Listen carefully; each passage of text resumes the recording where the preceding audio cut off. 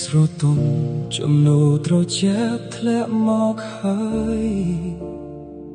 ដីសូភាសអើយធ្លាប់មានរូបអូនក្បែរកាយវាស្រែកខៀវខ្ចីពេលនេះប្រែជាឯកាឆ្ងាយអូនដើរចេញទៅឆ្ងាយចោលបងឲ្យនៅម្នាក់ឯងចាំបានទេ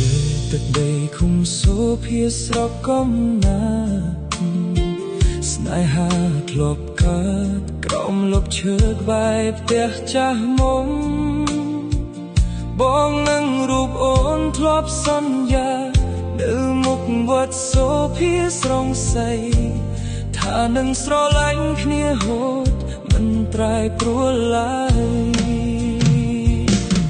តែពេលនេះអូនភ្លេចក៏ហើយទឹកដីសូភា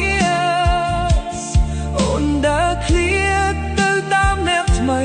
បាត់ស្រមោលទុកឲ្យបងយំអបក្ដីស្រមៃដែលគេបោះចោល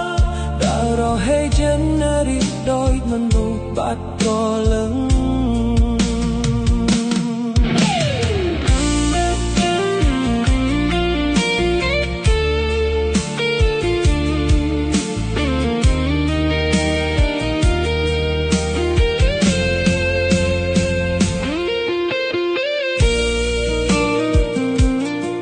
មើលទៅមេ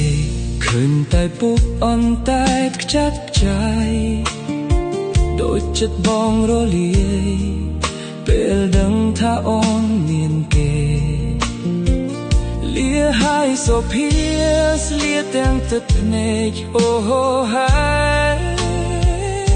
ព្រោះដឹងថាចិត្តមាសស្មេមិនអាចត្រឡប់មកវិញតែពេលនេះអូនភ្លេចក៏ហើយដីសូ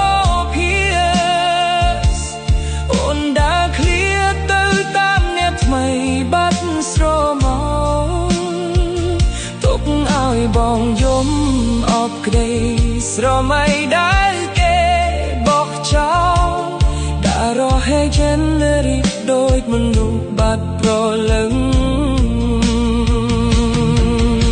ទោះបីថ្ងៃមុខអូនភ្លេចដីកំណើតមួយនេះ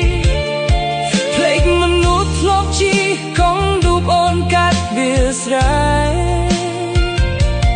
តែសូភាស្នៅតែជាកន្លែងចាំអូនជានិច្ចមាសមេទោះបីជាអូនប្រែចាប់ទៅស្រឡាញ់អ្នកផ្សេងតែពេលនេះអូនភ្លេចចោលហើយដីសូភា